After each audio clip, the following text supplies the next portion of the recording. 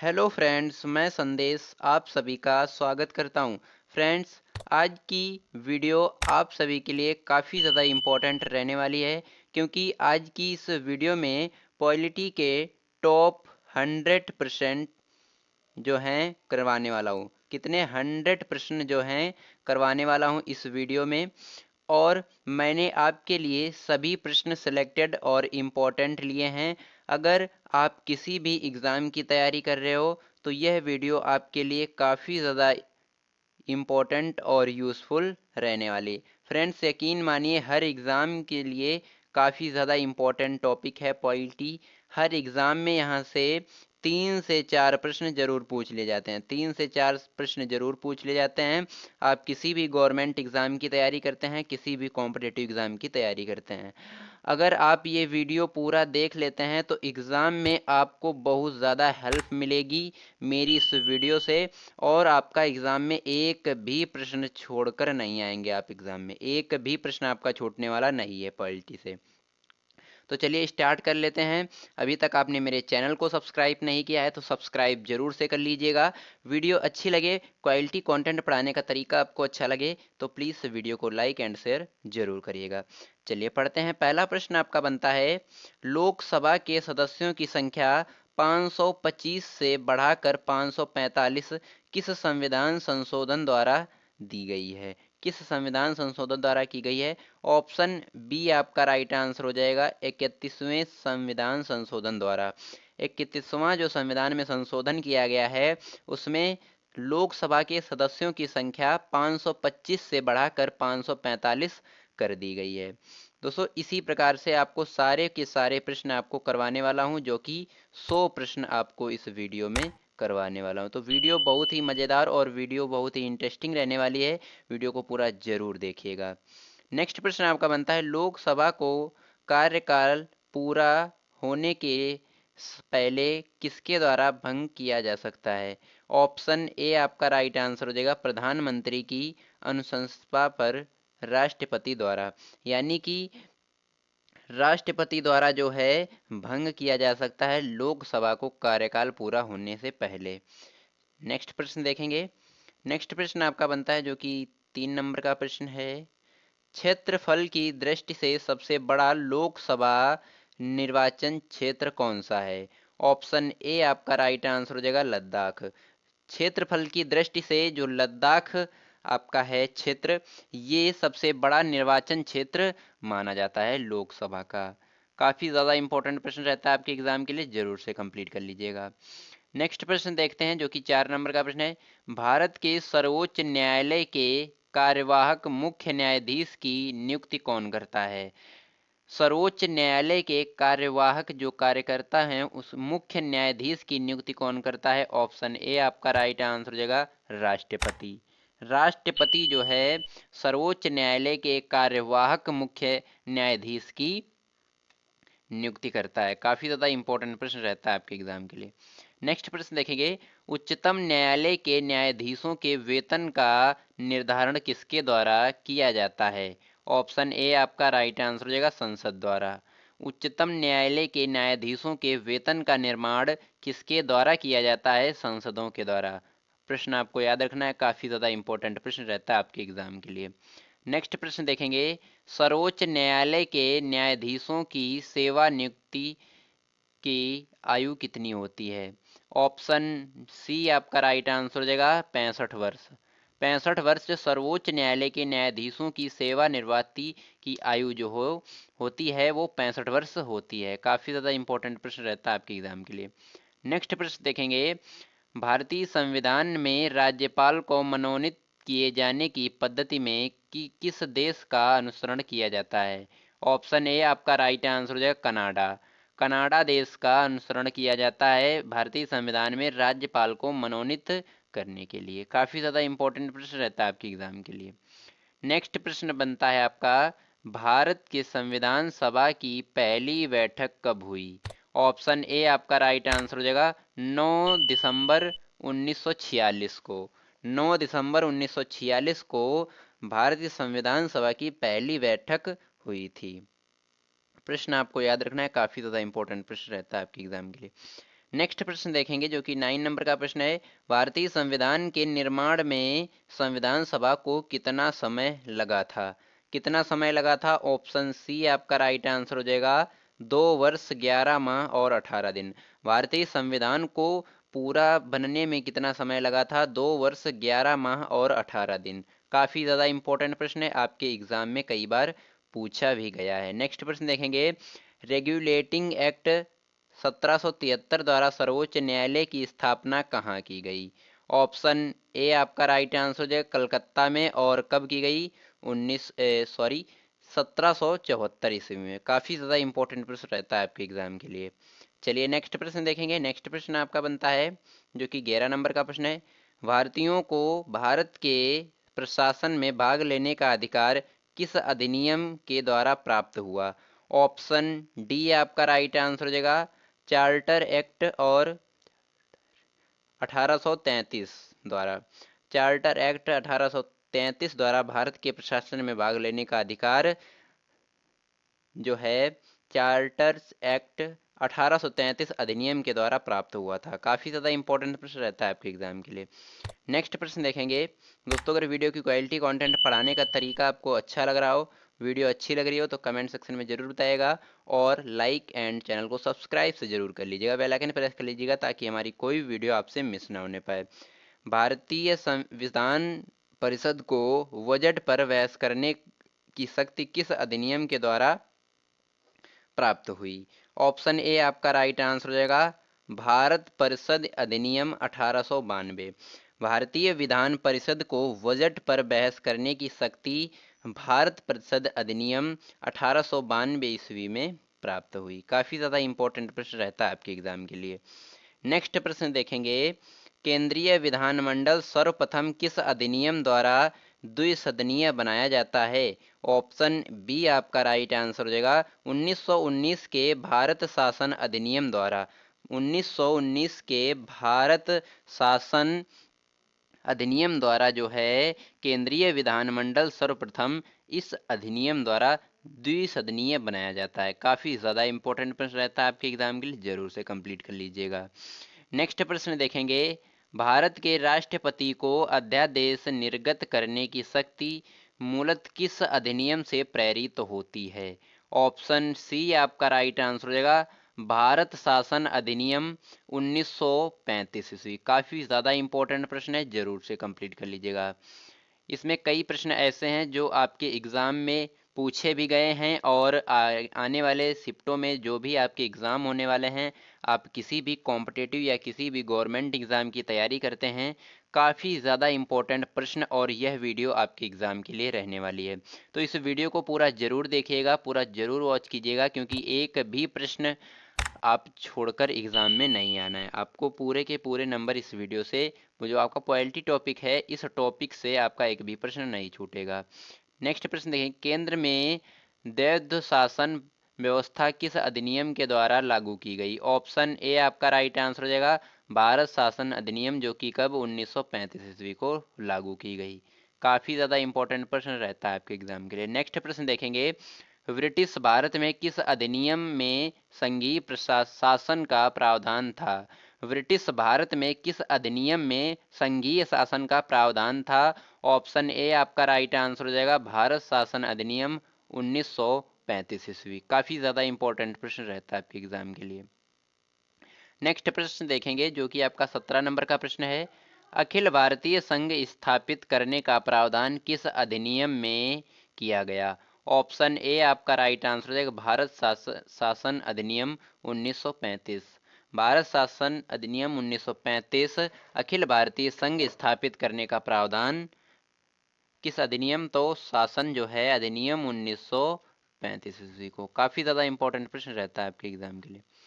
Next प्रश्न देखेंगे, एक निर्वाचित संविधान सभा द्वारा भारत के संविधान का निर्माण करने का प्रस्ताव किसके द्वारा दिया गया था? ऑप्शन ए आपका राइट आंसर हो जाएगा, क्रिप्स मिशन द्वारा। क्रिप्स मिशन जो था आपका, एक निर्वाचित संविधान द्वारा भारत के संविधान का निर्माण करने का प्रस्ताव क्रिप्स मिशन द्वारा दिया गया था। काफी ज्यादा इंपॉर्टेंट प्रश्न रहता है आपके एग्जाम के लिए।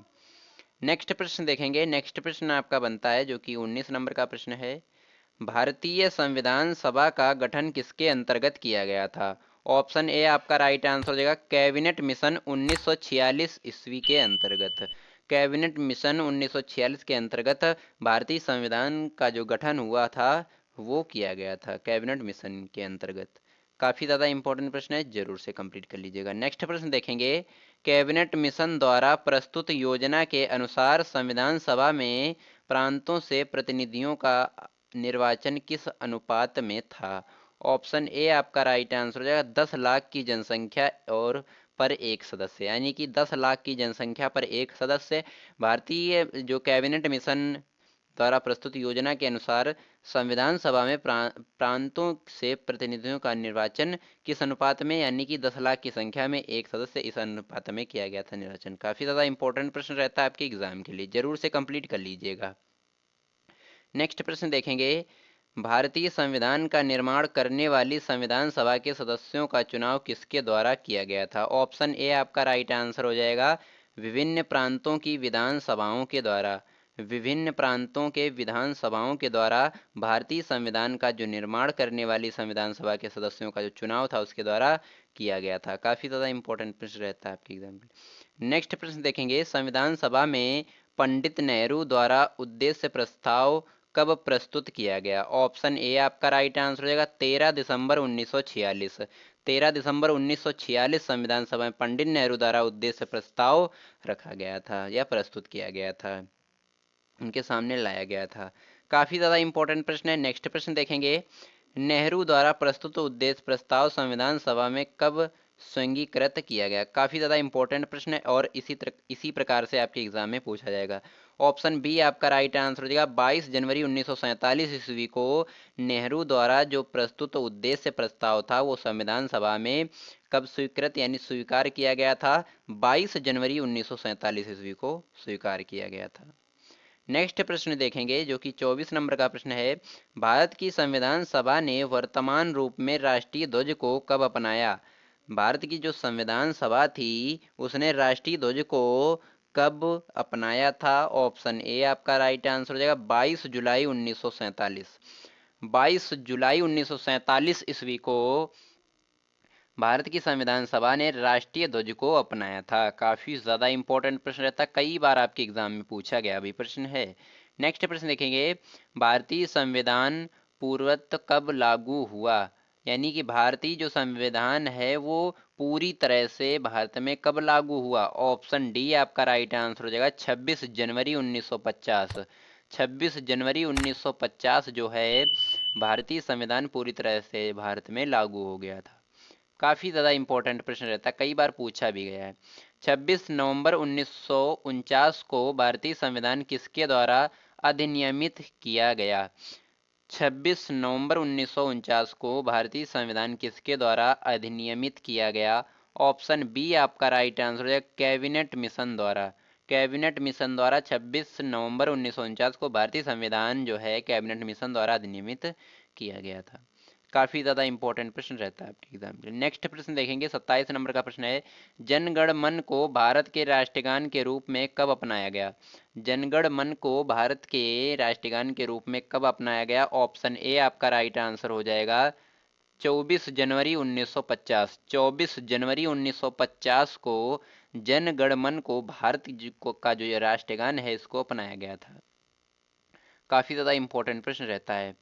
भारत सरकार द्वारा अशोक स्तंभ को राष्ट्रीय चिन्ह के रूप में कब स्वीकार किया गया या कब अंगीकृत किया गया? ऑप्शन ए आपका राइट आंसर है 26 जनवरी 1950। 26 जनवरी 1950 को भारत सरकार द्वारा अशोक स्तंभ जो की राष्ट्रीय चिन्ह है हमारा उसको पूरी तरह से कब अंगीकृत किया गया? 26 जनवरी 1950 को अंगीकृत किया गया था। चलिए नेक्स्ट प्रश्न देखेंगे, काफी ज्यादा इंपॉर्टेंट प्रश्न रहता है आपके एग्जाम के लिए। संविधान सभा की झंडा समिति के अध्यक्ष कौन थे? संविधान सभा की झंडा समिति के अध्यक्ष कौन थे? ऑप्शन ए आपका राइट आंसर हो जाएगा डॉक्टर राजेंद्र प्रसाद। डॉक्टर राजेंद्र प्रसाद संविधान सभा की झंडा समिति के अध्यक्ष बने थे। काफी ज्यादा इंपॉर्टेंट प्रश्न रहता है आपके एग्जाम के लिए। नेक्स्ट प्रश्न देखेंगे, संविधान सभा के कार्यों से संबंधित समिति के अध्यक्ष कौन थे? ऑप्शन बी आपका राइट आंसर हो जाएगा जीवी मालव मालवाकर, जीवी मालवाकर जो थे संविधान सभा के कार्यों से संबंधित समिति के अध्यक्ष थे। जो भी संविधान सभा से संबंधित कार्य थे उनके अध्यक्ष थे।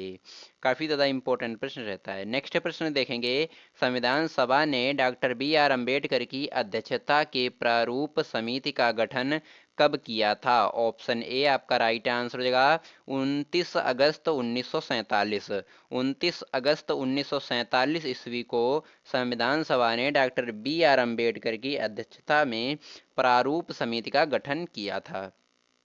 काफ़ी ज़्यादा इंपॉर्टेंट प्रश्न रहता है आपके एग्जाम के लिए। दोस्तों, अगर मेरी वीडियो की क्वालिटी, कंटेंट पढ़ाने का तरीका आपको अच्छा लग रहा हो तो प्लीज़ चैनल को सब्सक्राइब जरूर से कर लीजिएगा, बेल आइकन प्रेस कर लीजिएगा ताकि हमारी कोई वीडियो आपसे मिस ना होने पाए। और वीडियो अच्छी लग रही हो तो लाइक भी जरूर करिएगा। नेक्स्ट प्रश्न देखेंगे, डॉक्टर बी आर अम्बेडकर का संविधान सभा में निर्वाचन किस प्रेसिडेंसी में हुआ था? ऑप्शन ए आपका राइट आंसर हो जाएगा बम्बई प्रेसिडेंसी से।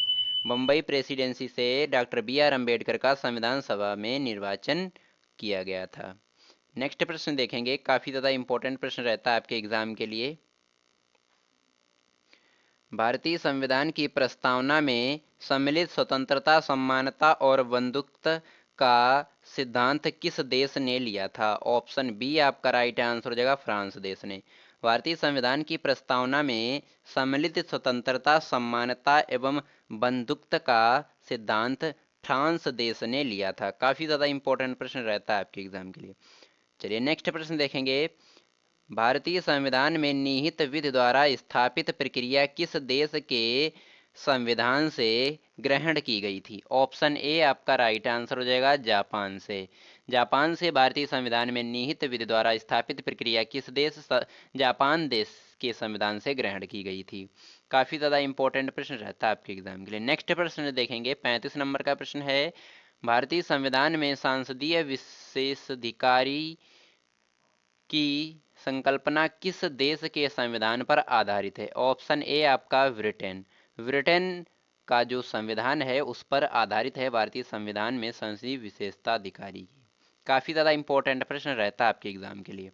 नेक्स्ट प्रश्न देखेंगे, भारत के संविधान में सम्मिलित मूल अधिकार किस देश के संवैधानिक प्रावधानों से प्रेरित है? ऑप्शन ए आपका राइट आंसर हो जाएगा संयुक्त राज्य अमेरिका। संयुक्त राज्य अमेरिका जो है संवैधानिक प्रावधानों से प्रेरित है और भारत के संविधान में सम्मिलित मूल अधिकार इसी संविधान से लिए गए हैं। राष्ट्रीय संयुक्त राज्य अमेरिका। काफी ज्यादा इंपॉर्टेंट प्रश्न रहता है आपके एग्जाम के लिए। नेक्स्ट प्रश्न देखेंगे, भारतीय संविधान में नवी सूची जो अनुसूची को किस विधान संशोधन के माध्यम से जोड़ा गया है? ऑप्शन ए आपका राइट आंसर हो जाएगा प्रथम संविधान संशोधन, जो कि वर्ष 1951 में हुआ था। उसमें क्या हुआ था, भारतीय संविधान में जो नवी सूची अनुसूची को संविधान संशोधन के प्रथम संविधान संशोधन में जोड़ा गया था। वो भी कब? 1951 ईस्वी को। काफी ज्यादा इंपॉर्टेंट प्रश्न रहता है आपके एग्जाम के लिए।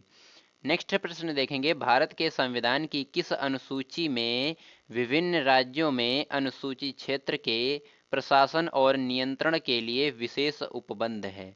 ऑप्शन ए आपका राइट आंसर हो जाएगा पांचवी। पांचवी जो अनुसूची है उसमें विभिन्न राज्यों में अनुसूचित क्षेत्रों के प्रशासन और नियंत्रण के लिए विशेष उपयुक्त हैं। काफी ज्यादा इंपॉर्टेंट प्रश्न रहता है आपके एग्जाम में। नेक्स्ट प्रश्न देखेंगे, सरकारों द्वारा शुल्क एवं कर लगाने का अधिकार संविधान की किस अनुसूची में उल्लिखित है? ऑप्शन ए आपका राइट आंसर हो जाएगा सातवीं अनुसूची में। सातवीं अनुसूची में सरकार द्वारा शुल्क एवं कर लगाने का अधिकार संविधान की किस अनुसूची में? तो सातवीं सूची में उल्लिखित है। काफी ज्यादा इंपॉर्टेंट प्रश्न रहता है आपके एग्जाम के लिए।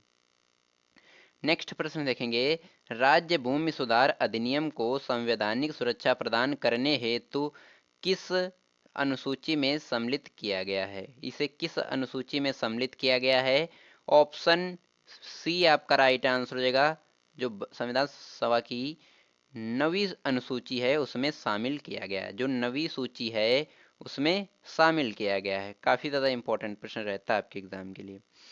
नेक्स्ट प्रश्न देखेंगे, नेक्स्ट प्रश्न आपका है जो कि 41 नंबर का प्रश्न है, अध्यात्मात्मक शासन प्रणाली का आधारभूत तत्व क्या है? ऑप्शन ए आपका राइट आंसर हो जाएगा एकल कार्यपालिका। एकल कार्यपालिका अध्यात्मात्मक शासन प्रणाली का आधारभूत तत्व माना जाता है। काफी ज्यादा इंपॉर्टेंट प्रश्न रहता है आपके एग्जाम के लिए। नेक्स्ट प्रश्न देखेंगे जो कि आपका 42 नंबर का प्रश्न है।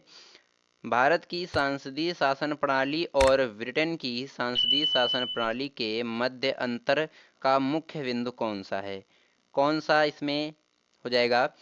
दोस्तों इस वीडियो में मैंने जितने भी प्रश्न आपको करवा रहा हूँ सारे के सारे इंपॉर्टेंट प्रश्न हैं और एक भी प्रश्न आपका एग्जाम से बाहर नहीं जाने वाला है। मैंने यहाँ पे इस प्रश्न का आंसर आपको कमेंट्स बॉक्स में बताना है। प्रश्न क्या है आपको अच्छे से पहले पढ़ना है। भारत की सांसदीय शासन प्रणाली और ब्रिटेन की सांसद प्रणाली के मध्य अंतर का मुख्य बिंदु कौन सा है? और आपको आंसर कमेंट्स बॉक्स में बताना है। काफी ज्यादा इंपॉर्टेंट प्रश्न है, आपके एग्जाम में आने वाला भी है और कई बार पूछा भी गया है। चलिए नेक्स्ट प्रश्न देखेंगे, उस प्रश्न का आंसर आपको कमेंट्स बॉक्स में बताना है। भारत का संविधान परिसंघीय यह किससे निर्धारित होता है? ऑप्शन ए आपका राइट आंसर हो जाएगा केंद्र और राज्यों के मध्य शक्तियों से विवरण से।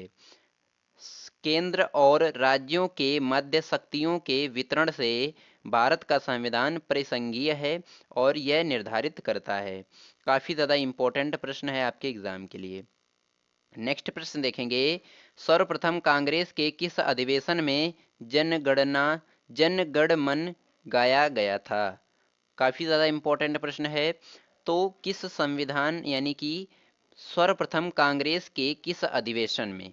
तो कलकत्ता अधिवेशन हुआ था जो कि 1911 ईस्वी में। इस अधिवेशन में जन गण मन गाया गया था। ऑप्शन ए आपका राइट आंसर हो जाएगा कलकत्ता अधिवेशन वर्ष 1911 ईस्वी आपका राइट आंसर हो जाएगा ऑप्शन ए। सर्वप्रथम कांग्रेस के किस अधिवेशन में? कलकत्ता अधिवेशन में, और वर्ष 1911 ईस्वी में गाया गया था। काफी ज्यादा इंपॉर्टेंट प्रश्न रहता है आपके एग्जाम के लिए। नेक्स्ट प्रश्न बनता है, राष्ट्रगान के गायन का मानक समय कितना लगता है? ऑप्शन सी आपका राइट आंसर हो जाएगा 52 सेकेंड। राष्ट्रीय गान को गाने में कितना समय लगता है या कितना माना जाता है संविधान के अनुसार? 52 सेकेंड आपका माना जाता है। काफी ज्यादा इंपॉर्टेंट प्रश्न रहता है आपके एग्जाम में। नेक्स्ट प्रश्न देखेंगे, भारतीय संविधान अधिक कठोर तथा अधिक लचीले के मध्य एक अच्छा संतुलन स्थापित करता है, यह किसका कथन है? ऑप्शन ए आपका राइट आंसर हो जाएगा कैसी विहर। कैसी विहर जो है इनका यह कथन है, संविधान अधिक कठोर और अधिक लचीले के मध्य एक अच्छा संतुलन स्थापित करता है। काफी ज्यादा इंपॉर्टेंट प्रश्न रहता है आपके एग्जाम में।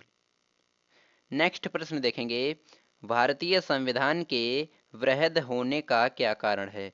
ऑप्शन ए आपका राइट आंसर हो जाएगा संघ तथा राज्यों का एकल संविधान। संघ तथा राज्यों का एकल संविधान संविधान के वृहद होने का प्रमुख कारण बनता है यही।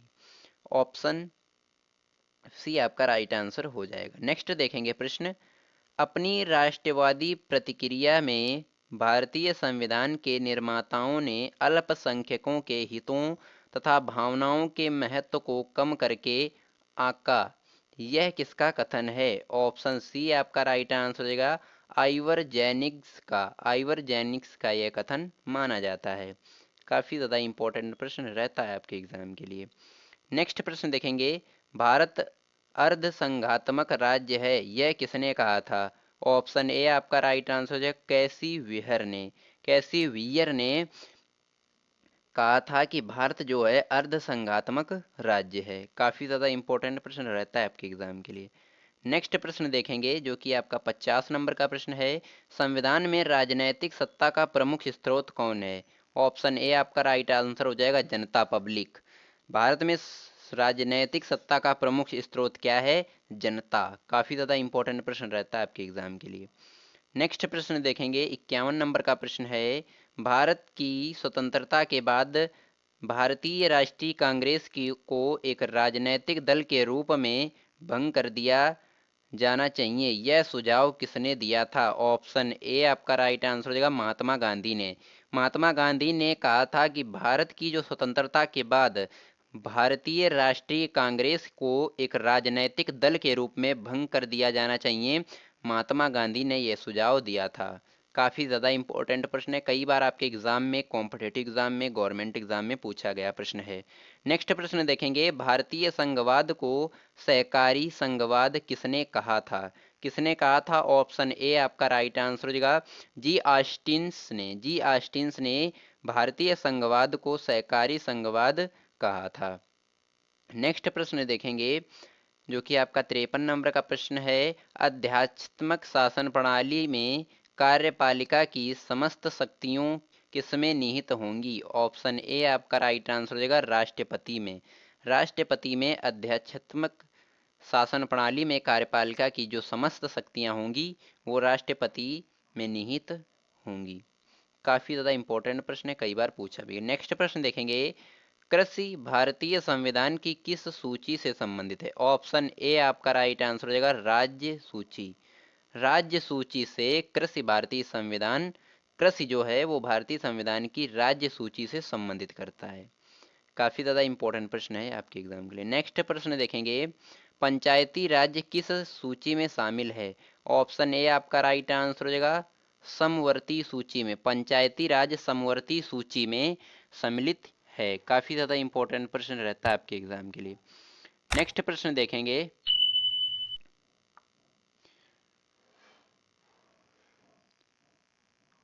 नेक्स्ट प्रश्न है आपका, विवाह, विवाह विच्छेद और गोद लेना आदि संविधान की 7वीं सूची में किस के अंतर्गत सम्मिलित किए गए हैं? किसके अंतर्गत सम्मिलित किए गए हैं? प्रश्न आपको याद रखना है, काफी ज्यादा इंपॉर्टेंट प्रश्न रहता है आपके एग्जाम के लिए। तो सूची, ऑप्शन ए आपका राइट आंसर आज हो जाएगा यहाँ पे सूची 3, जिसमें समवर्ती सूची आती है। इसमें जो है विवाह, विवाह विच्छेद और गोद लेना आदि संविधान की जो है वो 7वीं सूची के समवर्ती सूची में के अंतर्गत सम्मिलित होता है। प्रश्न आपको याद रखना है, ऑप्शन ए आपका राइट आंसर हो जाएगा यहाँ पे। नेक्स्ट प्रश्न देखेंगे, भारतीय संविधान का कौन सा भाग भारत को एक धर्मनिरपेक्ष राज्य के रूप में वर्णित करता है? ऑप्शन ए आपका राइट आंसर हो जाएगा संविधान की प्रस्तावना। संविधान की प्रस्तावना जिस भाग में है वह भाग भारत को एक धर्मनिरपेक्ष राज्य के रूप में वर्णित करता है। काफी ज्यादा इंपॉर्टेंट प्रश्न रहता है आपके एग्जाम के लिए। नेक्स्ट प्रश्न देखेंगे जो कि आपका 58 नंबर का प्रश्न है, सर्वोच्च न्यायालय द्वारा एक ऐसा किस वाद में कहा गया कि अनुच्छेद 368 के अंतर्गत संविधान के प्रस्तावना में भी संशोधन किया जा सकता है, परंतु यह मूल ढांचे का उल्लंघन करने वाला नहीं होना चाहिए? किस? ऑप्शन बी आपका राइट आंसर हो जाएगा केशवानंद भारती वाद, जो कि कब 1973 ईस्वी में कहा गया है। काफी ज्यादा इंपॉर्टेंट प्रश्न है और रिलेटेड प्रश्न है आपके एग्जाम से, तो इसे जरूर कंप्लीट कर लीजिएगा।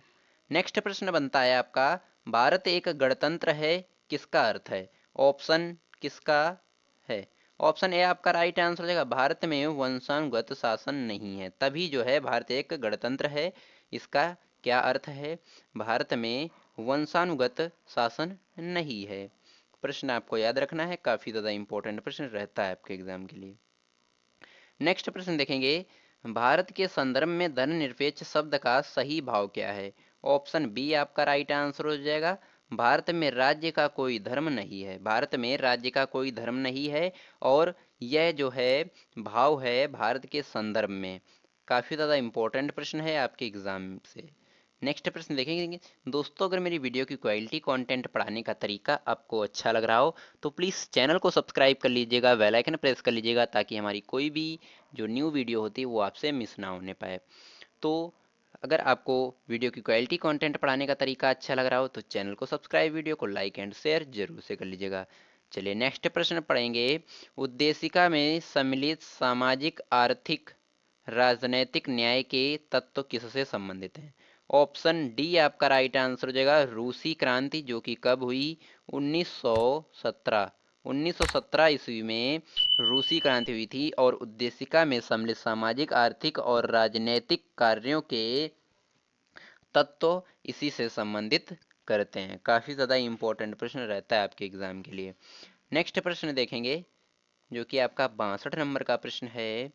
उच्चतम न्यायालय ने किस वाद में यह धारणा प्रस्तुत की उद्देशिका संविधान का अभिन्न अंग है? उद्देशिका संविधान का अभिन्न अंग है। ऑप्शन बी आपका राइट आंसर हो जाएगा एस आर मुंबई नामक union of India. S R Mumbai नामक यूनियन ऑफ इंडिया उच्चतम न्यायालय ने इस वाद में यह धारणा प्रस्तुत की थी। काफ़ी ज़्यादा इंपॉर्टेंट प्रश्न है और रिलेटेड भी प्रश्न है आपके एग्जाम से, जरूर से कंप्लीट कर लीजिएगा। सभी व्यक्ति पूर्णतः और सामान्य रूप से मानव हैं, यह सिद्धांत जाना जाता है। ऑप्शन सी सार्वभौमिकता का। यह सिद्धांत सार्वभौमिकता का जाना जाता है कि सभी व्यक्ति पूर्ण हैं और समान रूप से मानव भी हैं। काफ़ी ज़्यादा इम्पोर्टेंट प्रश्न रहता है आपके एग्जाम के लिए। नेक्स्ट प्रश्न देखेंगे, भारत में लौकिक सार्वभौमिकता है क्योंकि संविधान की प्रस्तावना आरंभ होती है। ऑप्शन बी आपका राइट आंसर हो जाएगा हम भारत के लोग शब्दों से। हम भारत के लोग, इन शब्दों से जो है संविधान की प्रस्तावना आरंभ होती है। काफ़ी ज़्यादा इम्पोर्टेंट प्रश्न रहता है आपके एग्जाम के लिए। नेक्स्ट प्रश्न देखेंगे, भारतीय संविधान की प्रस्तावना में जिन आदर्शों एवं उद्देश्यों की रूपरेखा दी गई है उसका विस्तार कहाँ है? ऑप्शन डी आपका राइट आंसर हो जाएगा उपयुक्त सभी। उपयुक्त सभी मूल अधिकारों में इसका विस्तार है और राज्य के नीति निर्देशों सिद्धांतों में भी रूपरेखा दी गई है और मौलिक कर्तव्यों के अध्याय में भी इसका उद्देश्य प्रस्तुत किया गया है। तो ऑप्शन डी जो है बिल्कुल राइट आंसर आपका हो जाएगा। चलिए नेक्स्ट प्रश्न देखेंगे, भारत का सबसे महत्वपूर्ण तत्व क्या है? राज्य का सबसे महत्वपूर्ण तत्व क्या है? ऑप्शन ए आपका राइट आंसर हो जाएगा संघ प्रभुता। संघ प्रभुता जो है, संप्रभुता भारत जो राज्य का सबसे महत्वपूर्ण तत्व माना जाता है। नेक्स्ट प्रश्न देखेंगे, नेक्स्ट प्रश्न आपका बनता है, उद्देशिका को राजनीतिक जन्मपत्री की संज्ञा किसने प्रदान की? ऑप्शन ए आपका राइट आंसर हो जाएगा के एम मुंशी। के एम मुंशी ने उद्देशिका को राजनीतिक जन्मपत्री की संज्ञा प्रदान की। काफ़ी ज़्यादा इंपॉर्टेंट प्रश्न रहता है आपके एग्जाम से। नेक्स्ट प्रश्न देखेंगे, प्रस्तावना संविधान का अंग नहीं है, उच्चतम न्यायालय से यह मत किस वाद में व्यक्त किया गया? ऑप्शन ए आपका राइट आंसर हो जाएगा वेरुवारी संघ मामले में और कब? वर्ष 1960 ईस्वी को। प्रस्तावना जो है संविधान का अंग नहीं है और उच्चतम न्यायालय में यह मत किस वाद में? वेरुवारी संघ मामले में और वर्ष 1960 ईस्वी में। काफ़ी ज़्यादा इम्पोर्टेंट प्रश्न रहता है आपके एग्जाम के लिए। नेक्स्ट प्रश्न है, भारत में कितने राज्य और एवं संघीय प्रदेश हैं? ऑप्शन सी आपका राइट आंसर हो जाएगा 28 राज्य और 8 संघीय प्रदेश, जिन्हें केंद्र शासित प्रदेश भी बोलते हैं। काफ़ी ज़्यादा इम्पोर्टेंट प्रश्न रहता है आपके एग्जाम के लिए। नेक्स्ट प्रश्न है, लोकसभा में केंद्र शासित प्रदेशों के लिए अधिकतम कितनी सीटें आरक्षित हैं? ऑप्शन बी आपका राइट आंसर हो जाएगा 20। 20 सीटें आरक्षित हैं लोकसभा में केंद्र शासित प्रदेशों के लिए अधिकतम सीटें। काफ़ी ज़्यादा इम्पोर्टेंट प्रश्न रहता है आपके एग्जाम के लिए। नेक्स्ट प्रश्न है, दो पृथक केंद्र शासित प्रदेशों के रूप में जम्मू कश्मीर का विभाजन कब किया गया? ऑप्शन डी आपका राइट आंसर हो जाएगा 31 अक्टूबर 2019 में केंद्र शासित प्रदेश जो कि जम्मू कश्मीर का विभाजन किया गया। काफ़ी ज़्यादा इम्पोर्टेंट प्रश्न रहता है आपके एग्जाम के लिए। नेक्स्ट प्रश्न देखेंगे, राज्यों के पुनर्गठन से संबंधित फजल अली आयोग का गठन किस वर्ष किया गया? ऑप्शन बी आपका राइट आंसर हो जाएगा वर्ष 1953 ईस्वी को। काफ़ी ज़्यादा इंपॉर्टेंट प्रश्न रहता है आपके एग्जाम के लिए। नेक्स्ट प्रश्न देखेंगे, राज्य पुनर्गठन आयोग में 1 नवंबर 1956 को कितने राज्य तथा केंद्र प्रशासित देश प्रदेश बनाए थे? ऑप्शन ए आपका राइट आंसर हो जाएगा 14 राज्य और 6 संघ राज्य, यानी कि 14 राज्य और 6 जो हैं वो केंद्र शासित प्रदेश बनाए गए थे। काफी ज्यादा इंपॉर्टेंट प्रश्न रहता है आपके एग्जाम के लिए। नेक्स्ट प्रश्न देखेंगे, सिक्किम भारत का एक राज्य किस वर्ष बनाया गया था? ऑप्शन बी आपका राइट आंसर हो जाएगा 36वें संविधान संशोधन के अंतर्गत वर्ष 1975 ईस्वी को सिक्किम भारत का एक राज्य बनाया गया था। काफी ज्यादा इंपॉर्टेंट प्रश्न रहता है आपके एग्जाम के लिए। नेक्स्ट प्रश्न देखेंगे, भारत में केंद्र शासित प्रदेशों का प्रशासन किस के द्वारा किया जाता है? ऑप्शन ए आपका राइट आंसर हो जाएगा राष्ट्रपति के द्वारा। राष्ट्रपति के द्वारा भारत में केंद्र शासित प्रदेशों का प्रशासन जो है किया जाता है। काफी ज्यादा इंपॉर्टेंट प्रश्न रहता है आपके एग्जाम के लिए। नेक्स्ट प्रश्न देखेंगे, नागरिक संशोधन अधिनियम 2019 में किन देशों के हिंदू, बौद्ध, सिख, जैन, पारसी और ईसाई नागरिकों को भारत की नागरिकता प्रदान करने का प्रावधान दिया गया है? ऑप्शन डी आपका राइट आंसर हो जाएगा ऊपर के सभी, यानी पाकिस्तान, बांग्लादेश और अफगानिस्तान। नागरिक संशोधन अधिनियम 2019 में इन देशों को हिंदू, बौद्ध, सिख, जैन, पारसी और ईसाई नागरिकों को भारत की नागरिकता प्रदान करने का प्रावधान दिया गया, इन 3 राज्यों को, पाकिस्तान, बांग्लादेश और अफगानिस्तान। काफी ज्यादा इंपॉर्टेंट प्रश्न रहता है। नेक्स्ट प्रश्न देखेंगे, भारतीय नागरिक की नागरिकता किस आधार पर समाप्त हो सकती है? ऑप्शन डी आपका राइट आंसर हो जाएगा उपयुक्त सभी, यानी ऊपर के सभी, ऊपर के सभी, उपयुक्त सभी वो भी सही है। इसमें ऑप्शन ए है आपका परित्याग के आधार पर, ऑप्शन बी है पर्यावसन के आधार पर, वसान के आधार पर, ऑप्शन सी है वंचना के आधार पर। यानी कि जो भारतीय नागरिक है उसकी नागरिकता किन आधार पर, इन तीनों के आधारों पर समाप्त हो सकती है। काफी ज्यादा इंपॉर्टेंट प्रश्न रहता है आपके एग्जाम के लिए, जरूर से कंप्लीट कर लीजिएगा। नेक्स्ट प्रश्न है, भारतीय मूल के व्यक्ति पीआईओ का कार्ड धारक भारत में नहीं खरीद सकता? ऑप्शन जो बी है राइट आंसर हो जाएगा कृषि भूमि। कृषि भूमि में भारतीय मूल के व्यक्ति का कार्ड धारक भारत में नहीं खरीद सकता है। काफी ज्यादा इंपॉर्टेंट प्रश्न रहता है आपके एग्जाम के लिए, जरूर से कंप्लीट कर लीजिए। नेक्स्ट प्रश्न है, संविधान द्वारा मौलिक अधिकारों को लागू करने की शक्ति किसे प्रदान की गई है? ऑप्शन डी आपका राइट आंसर हो जाएगा यहाँ पे ए और बी, यानी कि जो संविधान द्वारा मौलिक अधिकार को लागू करने की शक्ति है वो सर्वोच्च न्यायालय भी दे सकता है और उच्च न्यायालय भी दे सकता है। यानी कि ऑप्शन ए और बी दोनों आपके राइट आंसर हो जाएंगे यहाँ पे। काफी ज्यादा इंपॉर्टेंट प्रश्न रहता है आपके एग्जाम के लिए।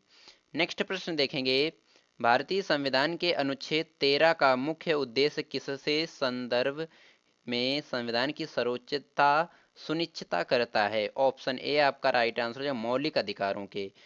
मौलिक अधिकारों के जो संविधान के अनुच्छेद 13 का मुख्य उद्देश्य मौलिक अधिकारों से संदर्भित या सुनिश्चित करता है।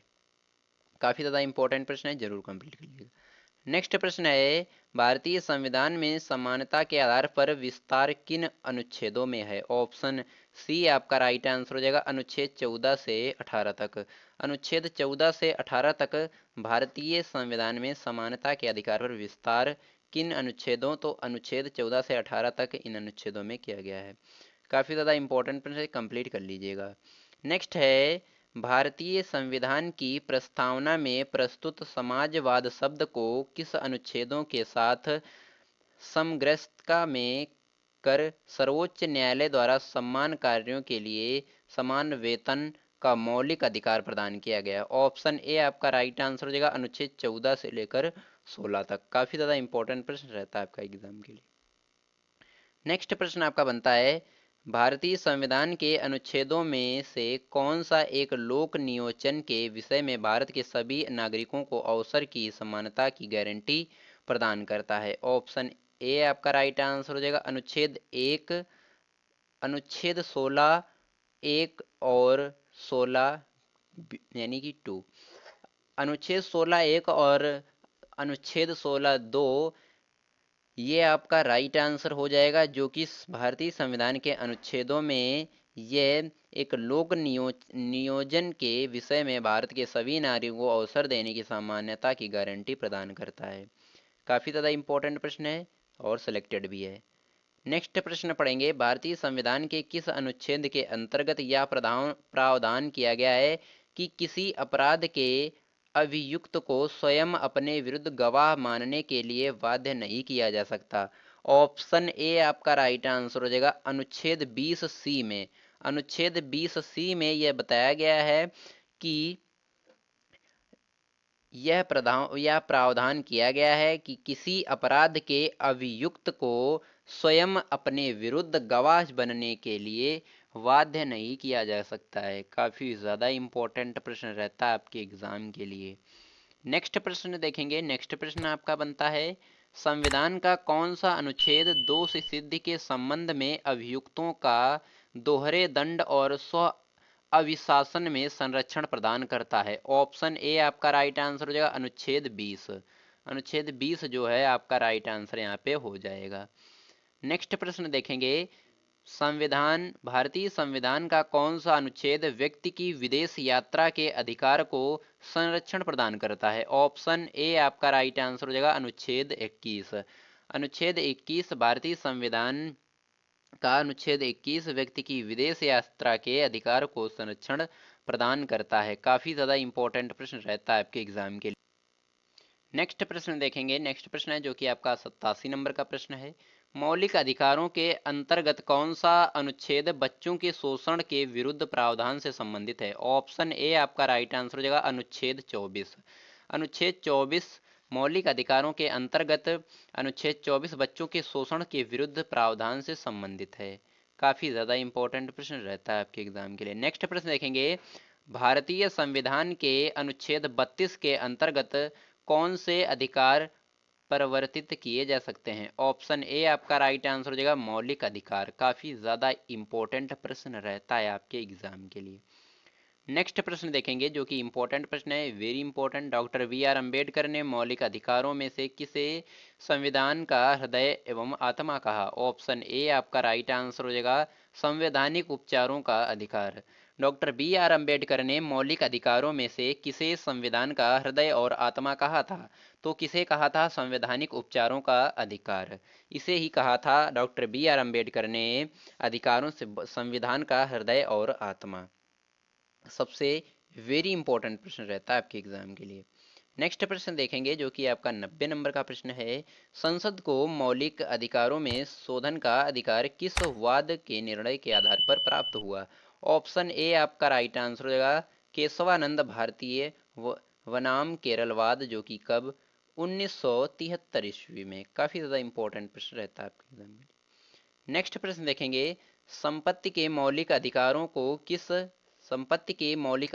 को किस संविधान संशोधन के द्वारा मौलिक अधिकारों की श्रेणी से हटाकर केवल वैधानिक अधिकार बनाया गया है।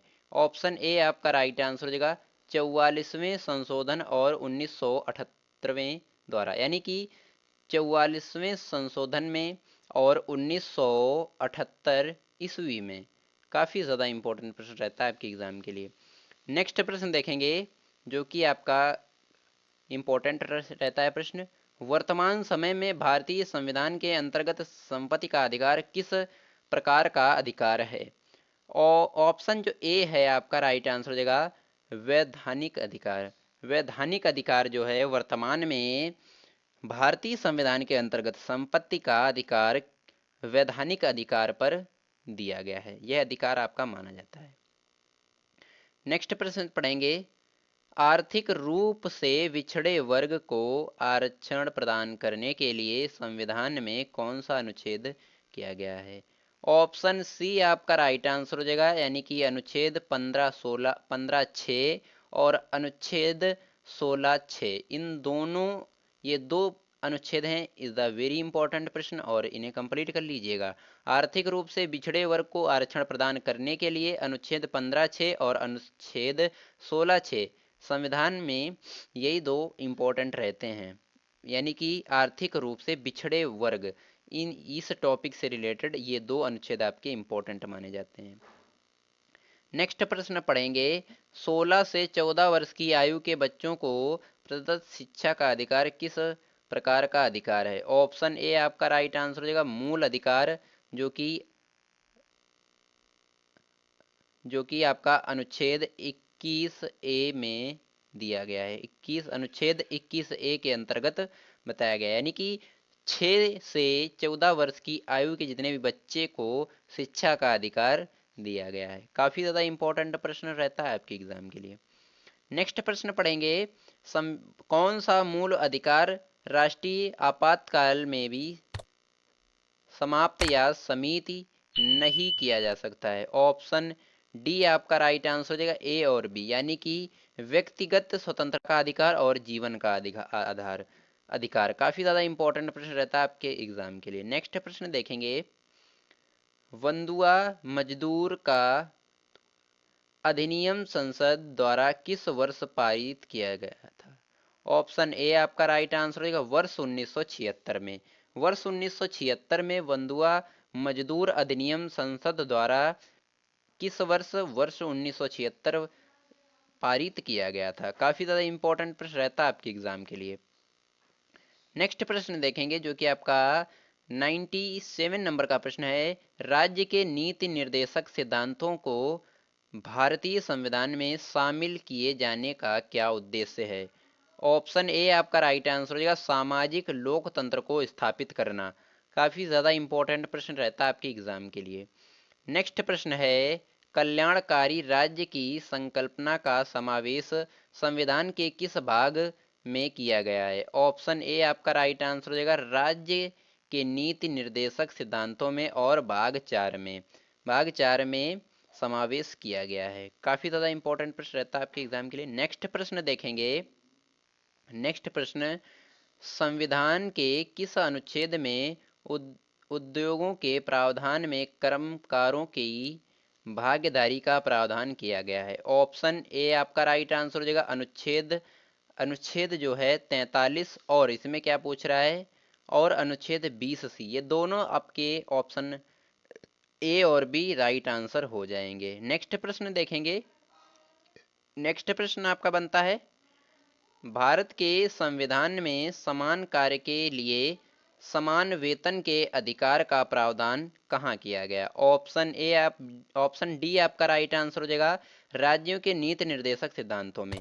राज्यों के नीति निर्देशक सिद्धांतों में भारत के संविधान में समान कार्यों के लिए समान वेतन के अधिकार का प्रावधान किया गया है। काफी ज्यादा इंपॉर्टेंट प्रश्न रहता है दोस्तों। मैंने यहाँ पे आपको पॉलिटी से रिलेटेड 100 प्रश्न यानी 100 प्रश्न इंपॉर्टेंट प्रश्न करवाए हैं, जो कि आपके किसी भी कॉम्पिटेटिव या किसी भी गवर्नमेंट एग्जाम के लिए सहायक बनते हैं या हेल्पफुल बनते हैं।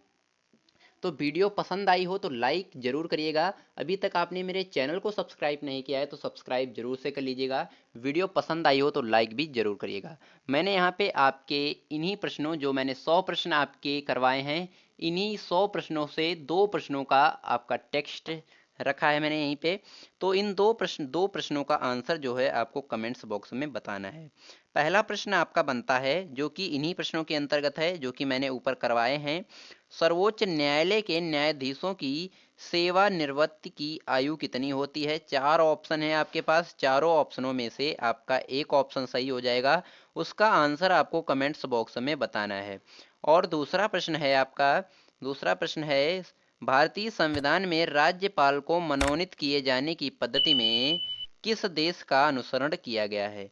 4 ऑप्शन है। चारों ऑप्शनों में से आपका एक ऑप्शन राइट हो जाएगा। उसका आंसर आपको कमेंट्स बॉक्स में बताना है। दोस्तों मैंने यहाँ पे आपको कुल 100 प्रश्न करवाए हैं, जो कि आपके पॉलिटी टॉपिक से रिलेटेड हैं। आप किसी भी गवर्नमेंटी एग्जाम में बैठ जाएंगे तो अगर इस टॉपिक से रिलेटेड आपका एक भी प्रश्न आता है तो आप एग्जाम में छोड़कर नहीं आएंगे। यह मैं पूरी गारंटी और दावे के साथ कह सकता हूँ इस वीडियो को देखने के बाद। इस वीडियो को आपने पूरा देख लिया है तो बहुत अच्छी बात है, क्योंकि इस वीडियो में सारे के सारे प्रश्न सेलेक्टेड और इंपॉर्टेंट प्रश्न लिए थे मैंने। अभी तक आपने मेरे चैनल को सब्सक्राइब नहीं किया है तो सब्सक्राइब जरूर से कर लीजिएगा, बेल आइकन प्रेस कर लीजिएगा ताकि हमारी कोई भी वीडियो आपसे मिस ना होने पाए। और वीडियो अच्छी लगी हो, कंटेंट